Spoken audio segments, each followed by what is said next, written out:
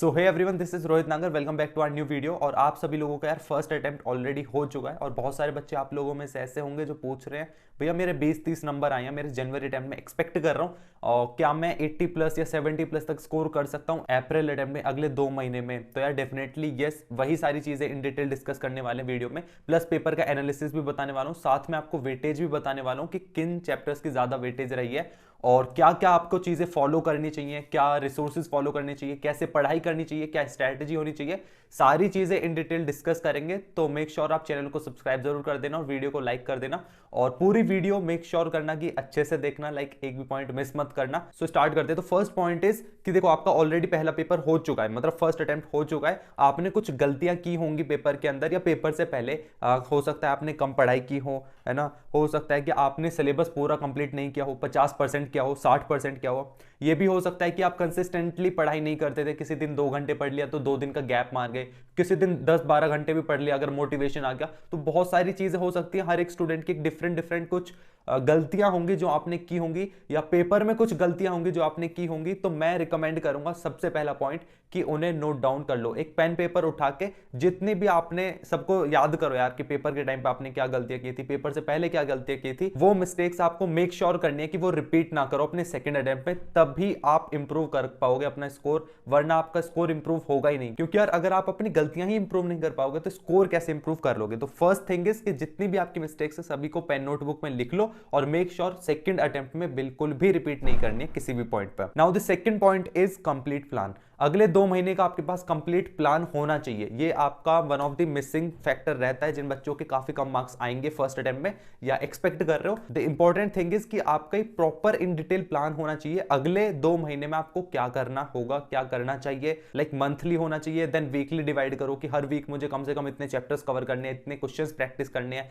ये रिसोर्सेज से पढ़ना है। पहले से ही डिसाइड करके रखो कि आपको कौन से यूट्यूब चैनल से पढ़ना है, लेक्चर्स देखने हैं। ओके, ये सारी चीजें पहले से डिसाइड करके रखोगे तो इन बिटवीन आपका टाइम वेस्ट नहीं होगा। और आपको एक डेडिकेटेड प्लान चाहिए कि भैया आप कोई 2 महीने का प्लान बता दो, तो चैनल को सब्सक्राइब कर देना, उस पर भी एक डिफरेंट मैं वीडियो अपलोड कर दूंगा। बट ट्राई करो कि यार तुम खुद से प्लान बनाओ, क्योंकि खुद से बनाओगे हर दिन, अब देखो 10 से 12 घंटे तो पढ़ाई करनी पड़ेगी, उससे कम से काम चलेगा ही नहीं। अगर आपको एक्सपोनेंशियल ग्रोथ चाहिए तो हर दिन कम से कम 10 घंटे पढ़ाई करनी पड़ेगी। लाइक 2 महीने का मोटा मोटा प्लान बना लो कि हाँ ऐसे ऐसे चीजें कवर कर रहा हूँ। वीकली और इन डिटेल बनाओ कि हर वीक में आप कितने चैप्टर्स कवर कर रहे होगे। उसी के बाद देन वीक के बाद आपको हर दिन क्या कर रहे होगे वो भी आपका एक प्रॉपर प्लान होना चाहिए।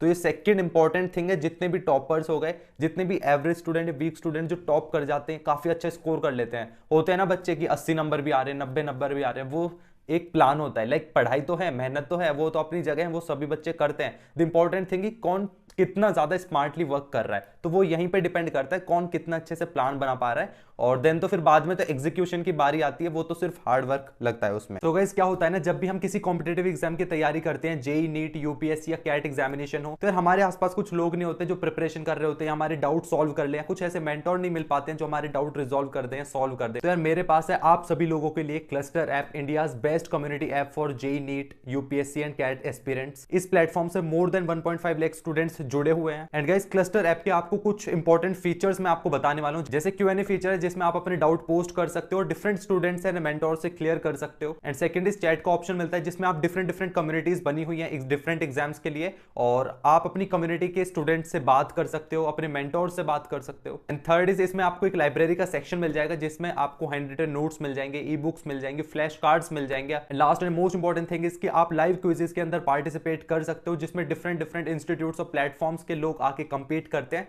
और आप अपनी स्पीड एंड एक्यूरेसी काफी ज्यादा बढ़ा सकते हो। सो गाइस क्लस्टर ऐप आप सभी लोगों के लिए बहुत ज्यादा इंपॉर्टेंट होने वाला है, तो download it for free, link is in the description, please check it out. Now third point पे चलते हैं, पेपर की बात करते हैं। Third point is paper. Paper कैसा था 2023 का आपका जनवरी अटेम्प्ट में?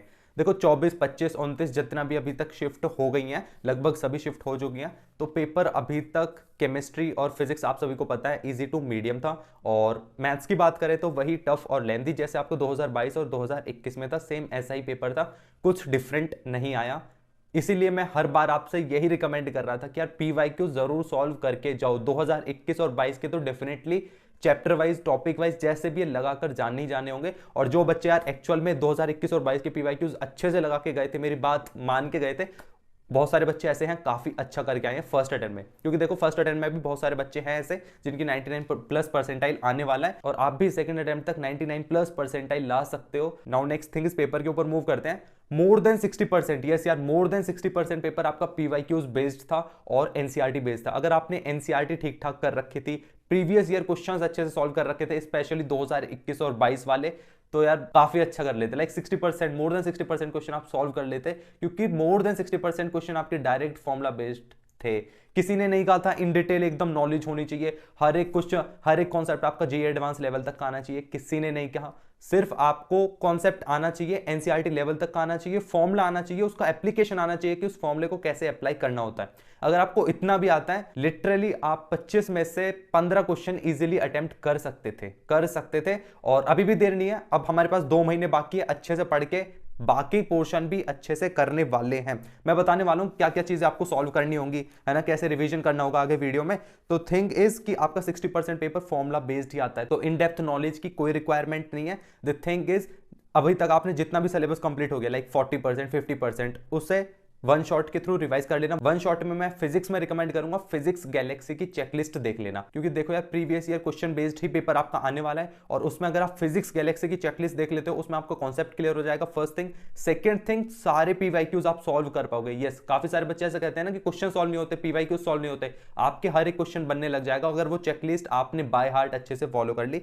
तो फिजिक्स गैलेक्सी की चेकलिस्ट वॉच कर लेना, उसके नोट्स बना लेना, शॉर्ट नोट्स बना लेना, और ट्राई करना फटाफट तीनों सब्जेक्ट्स में आप फटाफट सिलेबस कंप्लीट कर लो। And the second thing is question practice. भैया क्वेश्चन प्रैक्टिस का बताओ, क्वेश्चन सॉल्व नहीं होते। देखो मैं रिकमेंड करूंगा कि आप अगर किसी कोई मटेरियल सॉल्व कर रहे हो, ऑलरेडी किसी कोचिंग में एनरोल्ड हो, तो उसका डीपीपी वगैरह अच्छे से सॉल्व करो टॉपिक वाइज, है ना।